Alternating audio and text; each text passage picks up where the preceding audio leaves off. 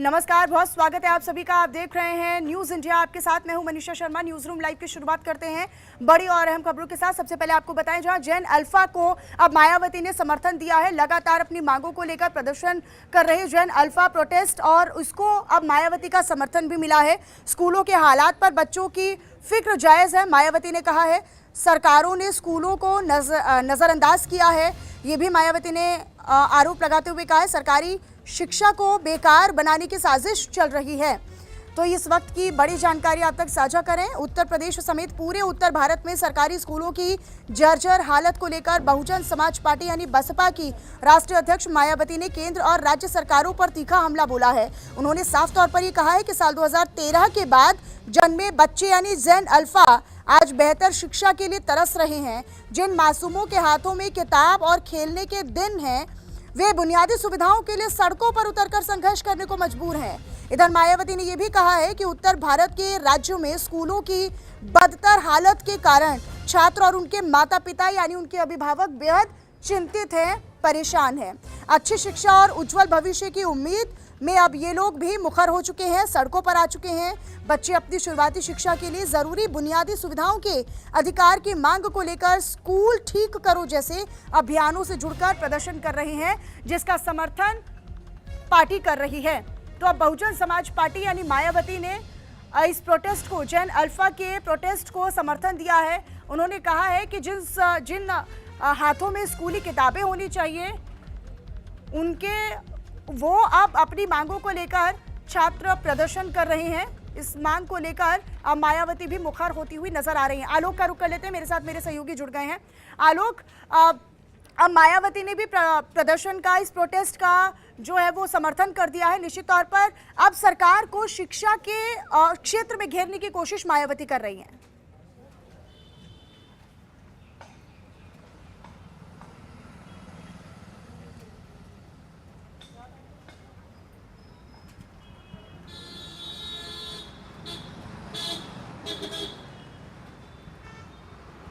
आलोक, आवाज मिल रही है आपको? एक बार फिर से उनसे कनेक्ट करने की हम कोशिश करेंगे। पूरे उत्तर प्रदेश में इस समय जो जैन अल्फा का प्रदर्शन है वो चर्चा का विषय बना हुआ है और ये अब चर्चा के विषय के साथ राजनीतिक विषय भी बनता चला जा रहा है। इससे पहले अखिलेश यादव भी मुखर कर सामने आए थे जब फतेहपुर में बच्चों ने प्रदर्शन किया था, आजमगढ़ में किया था। अब उसके बाद हाँ जी आलोक, आवाज मिल रही है, अपनी बात आप पूरी कीजिएगा।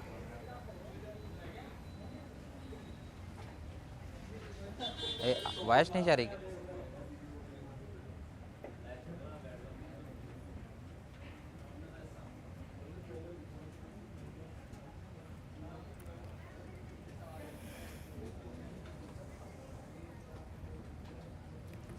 जी, मैं कह रहा था कि उत्तर प्रदेश में, पूरे उत्तर प्रदेश में जैन अल्फा का जो प्रदर्शन है वो चर्चा का विषय बन चुका है। अब चर्चा के विषय के साथ ही राजनीतिक विषय भी बनता चला जा रहा है। जिस तरह से आज बहुजन समाज पार्टी की मुखिया मायावती ने ट्वीट किया है, उससे साफ जाहिर है कि अब वो मुखर हो चुके हैं इस मुद्दे को लेकर। जैन अल्फा के इस प्रदर्शन को लेकर उन्होंने स्पष्ट तौर पर कहा कि प्राथमिक स्कूलों में जो दशा है, प्राथमिक स्कूलों की जो दशा है, दिशा है, वो बिगड़ती चली जा रही है। दिन पर दिन हालत जो है वो खराब होते चले जा रहे हैं। जिन बच्चों के हाथों में किताबें होनी चाहिए थी, लेकिन वो अपनी मांगों को लेकर अब प्रदर्शन कर रहे हैं। तो जाहिर सी बात है कि ये चिंता का विषय जरूर है, क्योंकि ये वही भविष्य है, देश के भविष्य हैं जो आगे चलकर कहीं न कहीं देश का नाम रोशन करेंगे। लेकिन ऐसे कई जगह हैं, कई ऐसे स्कूल हैं जिसको लेकर लगातार शिकायतें मिल रही थी, पहले भी मिल रही थी। अब प्रदर्शन में वो शिकायतें तब्दील हो चुकी हैं। लखनऊ हो या फतेहपुर हो, इससे पहले आजमगढ़ भी में कुछ छात्रों ने प्रदर्शन किया था। तो ये एक चिंता का विषय जरूर है सरकार के लिए। हालांकि उत्तर प्रदेश सरकार ने इस पर सख्त कार्रवाई के निर्देश भी दिए हैं। कार्रवाई उन बच्चों पर नहीं,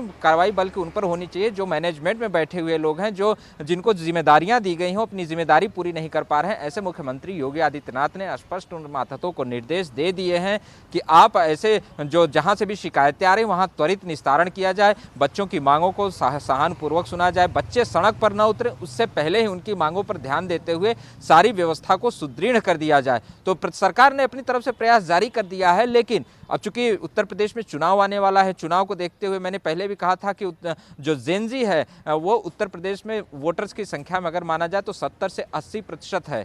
यानी एक बड़ा तबका यह है। उससे नीचे अगर आप आएंगे जैन अल्फा, जिनकी उम्र 13, 14, 15 साल है, ये आने वाले 5 सालों में फिर ये वोटर बन जाएंगे।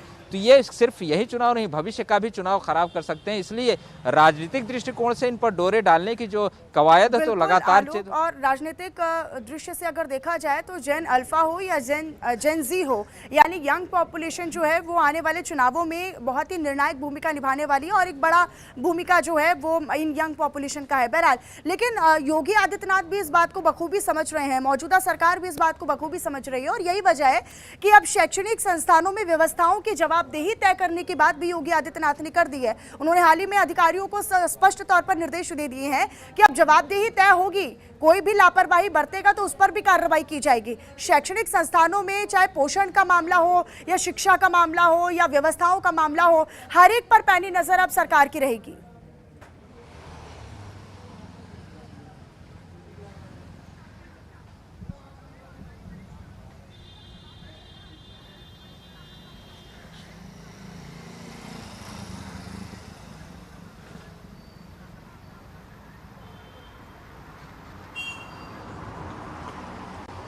जी बिल्कुल, मुख्यमंत्री योगी आदित्यनाथ इस पूरे मामले को संज्ञान में ले चुके हैं और उन्होंने सख्त निर्देश दिया है कि अब जवाबदेही तय होगी, जैसा आपने भी बताया।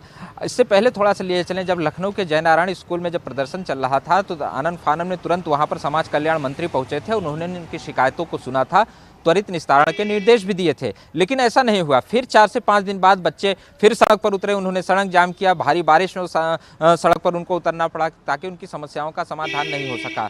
तो ये एक अपने आप में बड़ी बात है, चूंकि अगर फाइलों में बताया जाए कि ऑल इज वेल, जैसा कि कहावत भी है कि तेरे फाइलों में गांव का मौसम गुलाबी है, वायदे झूठे हैं, आंकड़े किताबी हैं, अगर ये वायदे ये आंकड़े सब किताबी हैं तो जाहिर सी बात है कि लोग मुखर कर सामने आएंगे और जेन जी हो चाहे जेन अल्फा हो, अब ये भी अपनी मांगों को लेकर मुखर कर सामने आ रहा है। इस बात को मुख्यमंत्री योगी आदित्यनाथ भी बखूबी समझ चुके हैं कि शायद उनको जो रिपोर्ट दी जा रही है कि सब कुछ ठीक है, कंपोजिट विद्यालय है, हमने हाईटेक कर दिया है, कई ऐसे नज़ीर पेश कर रहे हैं ऐसे विद्यालय, लेकिन कुछ ऐसे विद्यालय हैं जहां पर ऑल इज वेल नहीं है, सब कुछ ठीक नहीं है, उनको ठीक करने की आवश्यकता है। इस बात को बखूबी मुख्यमंत्री योगी आदित्यनाथ समझ चुके हैं। चूंकि मैंने पहले भी कहा कि चुनाव है, चुनावी मौसम चल रहा है, 4 से 5 महीने में पूरी तरह से उत्तर प्रदेश चुनावी रंग में रंग जाएगा। ऐसे में इस मुद्दे को विपक्ष ना भुना पाए, इसको लेकर भी मुख्यमंत्री योगी आदित्यनाथ संजीदा है। उन्होंने स्पष्ट निर्देश दे डाले हैं कि अगर तो कहीं भी कर दिया है कि युवाओं का मुद्दा या जेन अल्फा या जेन जी का मुद्दा उत्तर प्रदेश में आने वाले विधानसभा चुनाव में विपक्ष के हाथ एक बड़ा मुद्दा होने वाला है और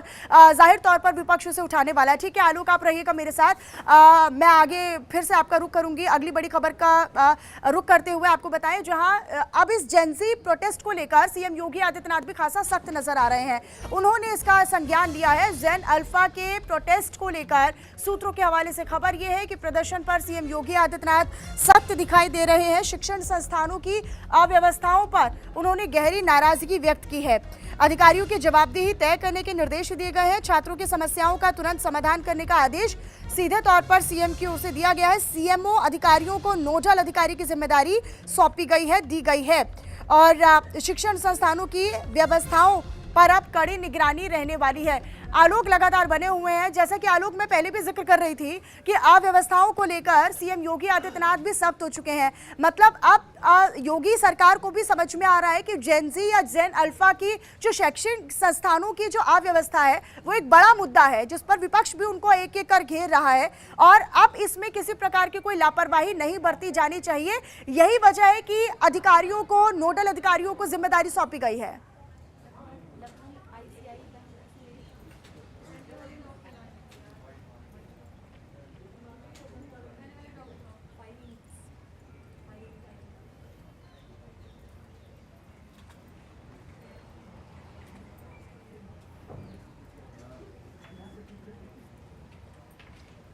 जी बिल्कुल, लेकिन बात ये नहीं, बात ये है कि ये जिम्मेदारी पहले भी सौंपी गई थी, उन जिम्मेदारियों का निर्वहन बखूबी क्यों नहीं किया गया। सवाल ये है, मुख्यमंत्री योगी आदित्यनाथ ऐसा नहीं कि पहली बार सख्त निर्देश दिए हैं, ये पहले भी ऐसे निर्देश दिए जा चुके हैं। क्योंकि कई बार विद्यालयों का जब निरीक्षण किए थे, वहाँ जो कमियाँ मिली थी उनको दुरुस्त करने के लिए, उनको दूर करने के लिए और समय से दुरुस्त करने के निर्देश दिए गए हैं।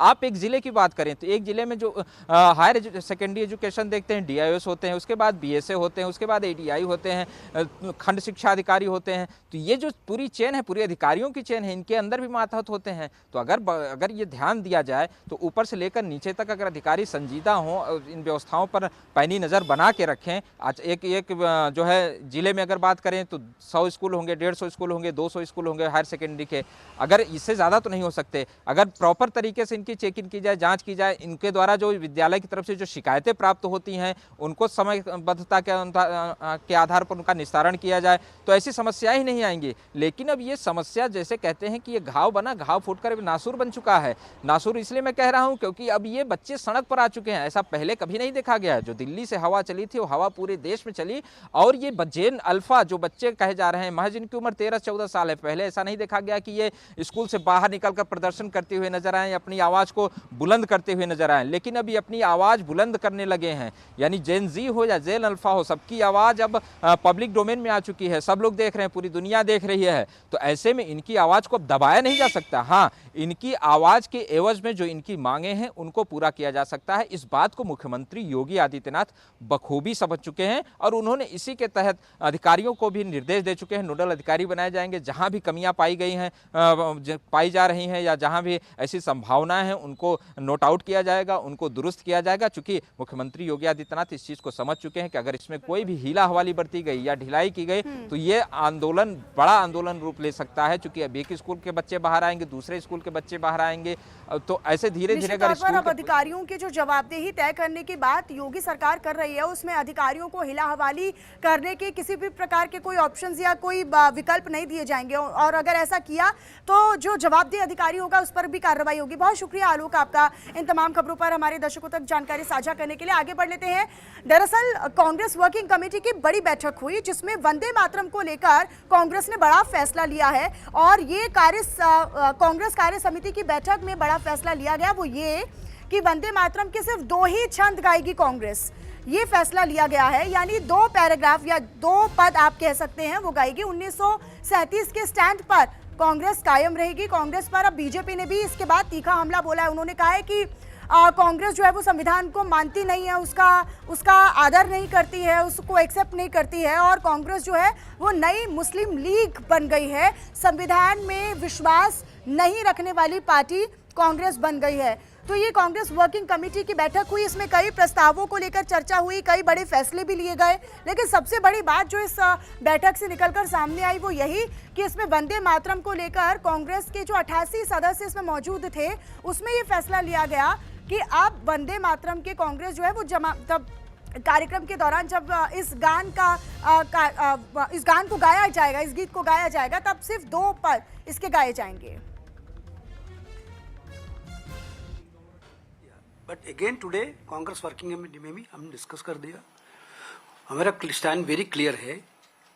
1937 का resolution Mahatma Gandhi ji, Pandit Jawaharlal Nehru ji, Rabindranath Tagore ji, Subhash Chandra Bose ji, this type of Sardar Patel ji, this type of topmost leadership of that point of time decided that whatever the decision they took, we will obey that decisions.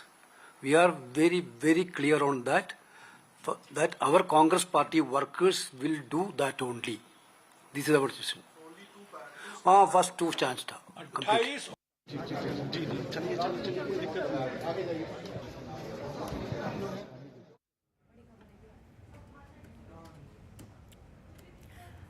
और अगली बड़ी अपडेट ये है कि अमित शाह ने भी कांग्रेस पर तीखा वार किया है, जुबानी हमला बोला है। वंदे मातरम को लिए गए फैसले पर अब अमित शाह ने भी कांग्रेस पर वार किया है।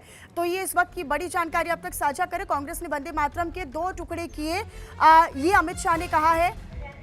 कांग्रेस ने वंदे मातरम के 2 टुकड़े किए हैं, ये अमित शाह कह रहे हैं। अमित शाह ने अपनी बातों में बहुत सी महत्वपूर्ण बिंदुओं का जिक्र किया है। उन्होंने कहा है कि कांग्रेस ने विभाजन की नींव डाली, कांग्रेस ने तुष्टीकरण की नीति को अपनाया, कांग्रेस के तुष्टीकरण की पुष्टि हुई है। 1937 में इन्होंने विभाजन की नींव डाली, ये संसद के एक्ट को खारिज कर रहे हैं। वंदे मातरम पूरा ना गाना अवहेलना है, अनादर है। कांग्रेस ने संसद से पास कानून को नकारा, कांग्रेस का देश विरोधी फैसला लिया गया। कांग्रेस ने जो ये कार्य समिति की बैठक में फैसला लिया, इसमें अमित शाह ने कहा है कि ये देश विरोधी फैसला है। पूरा गीत राष्ट्रीय एकता के लिए बेहद जरूरी है। राहुल गांधी के नेतृत्व में तुष्टीकरण की राजनीति कांग्रेस की जो सबके सामने आई है, ये अमित शाह ने कहा है।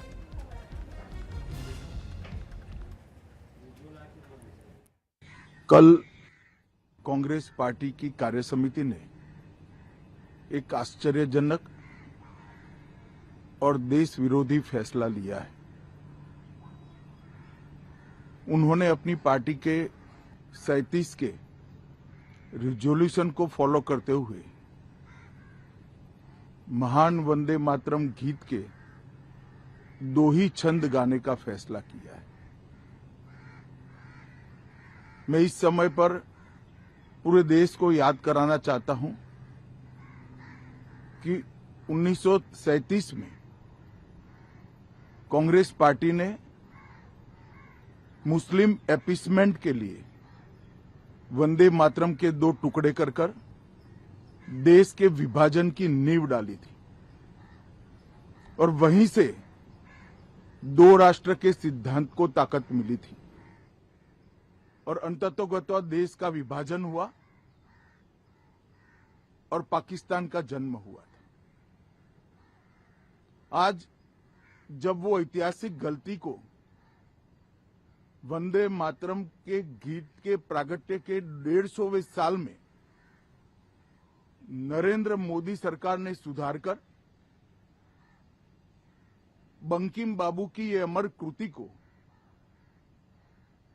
पूरा गीत गाकर राष्ट्रीय एकात्मता को फिर से एक बार सुदृढ़ करने का प्रयास किया है और सभी सरकारी फंक्शंस में इसको पूर्ण रूपेण गाने का जो निर्णय किया है, वो निर्णय को कानूनी जामा भी पहनाया है। इसकी अवहेलना करने का कांग्रेस ने कल निर्णय किया है। कांग्रेस का ये निर्णय केवल और केवल इनकी घोर तुष्टीकरण की नीति की पुष्टि करता है। वोट बैंक के तुष्टीकरण के लिए उन्होंने स्वर्गीय बंकिम बाबू के इस अमर कृति का न केवल अपमान किया है, वो लाखों शहीदों का भी अपमान किया है जो वंदे मातरम का नारा लगाते लगाते देश की आजादी के लिए फांसी पर चढ़ गए, जिन्होंने कई साल जेल में काटे। आज कांग्रेस पार्टी 1937 का अपनी पार्टी का रिजोल्यूशन मान रही है और पार्लियामेंट के एक्ट को नकार रही है। मुझे तो बड़ा आश्चर्य है, श्री राहुल गांधी की नेतृत्व में कांग्रेस पार्टी फिर एक बार इस देश में तुष्टीकरण की राजनीति को पुरजोश तरीके से आगे बढ़ा रही है। मैं देश की जनता को अपील करना चाहता हूं कि एक बार इस देश ने गलती करी थी वंदे मातरम के 2 टुकड़े होने देने की, और एक गलती के गंभीर परिणाम हमने भुगते हैं। अब देश की जनता एकजुट हो और कांग्रेस पार्टी के इस फैसले के खिलाफ आवाज बुलंद करे कि अब इस देश में तुष्टीकरण की राजनीति नहीं चलेगी। ये आजाद देश है।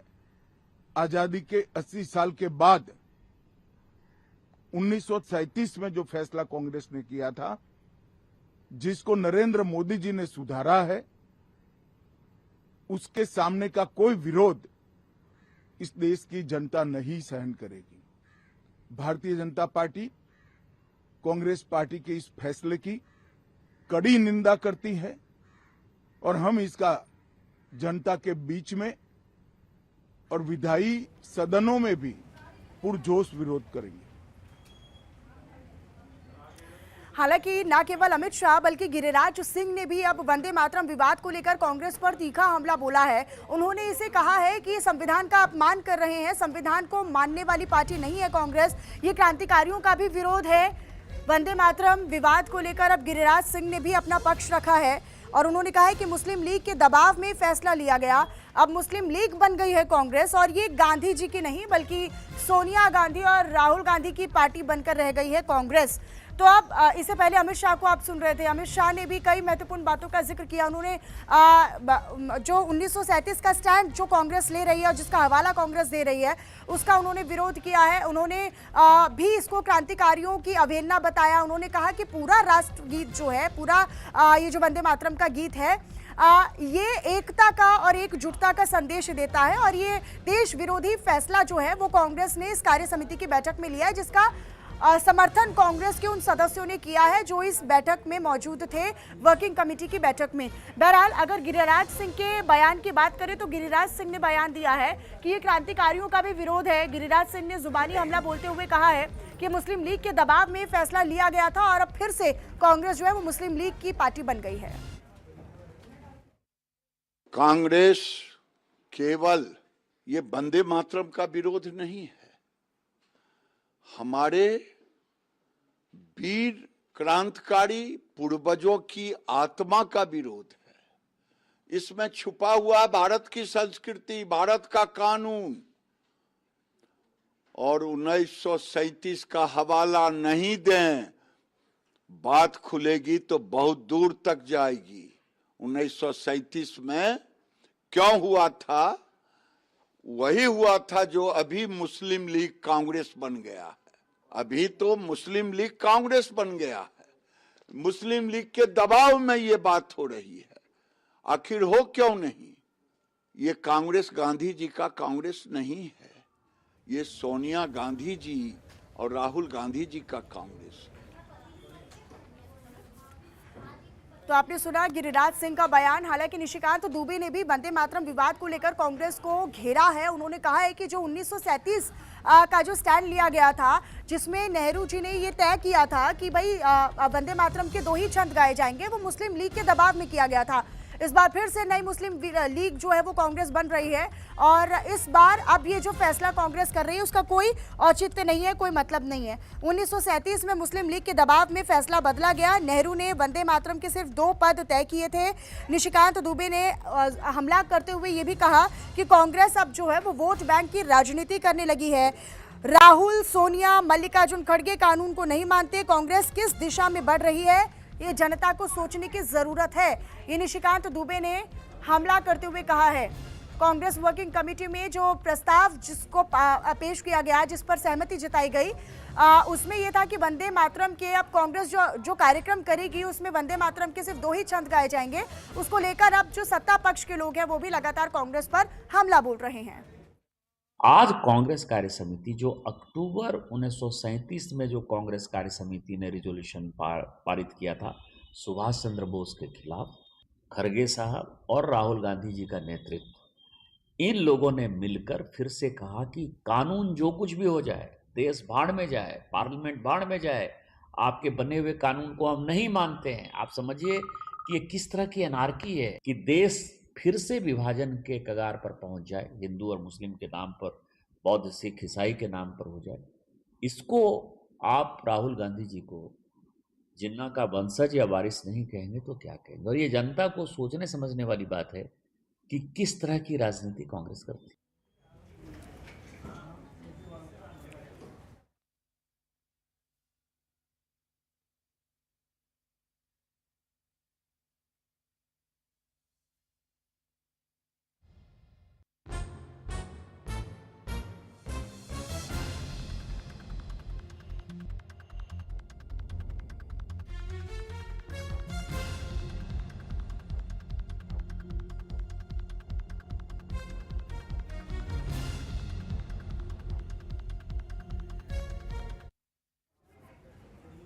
और इसी बीच खबरों में आगे रुक कर लेते हैं। लखनऊ के गोमती नगर से एक बड़ी जानकारी मिल रही है। आपको बताएं कि लखनऊ में दिन दहाड़े महिला बैंक कर्मी की हत्या कर दी गई है। ये इस वक्त की बड़ी जानकारी है।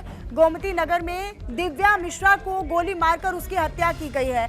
आईसीआईसीआई बैंक में रिलेशनशिप मैनेजर थी दिव्या मिश्रा, जिनकी हत्या कर दी गई है। पति पर ही हत्या का आरोप है और जांच पड़ताल में फिलहाल पुलिस जो है वो जुटी हुई है। गोमती नगर से ये जानकारी आप तक साझा कर रहे हैं। आईसीआईसीआई बैंक में रिलेशनशिप मैनेजर थी दिव्या और उनके पति पर ही हत्या का आरोप लगाया जा रहा है। आलोक का रुख कर लेते हैं एक बार फिर से। आलोक मेरे साथ मेरे सहयोगी जुड़ गए हैं। आलोक, क्या अपडेट आपके पास?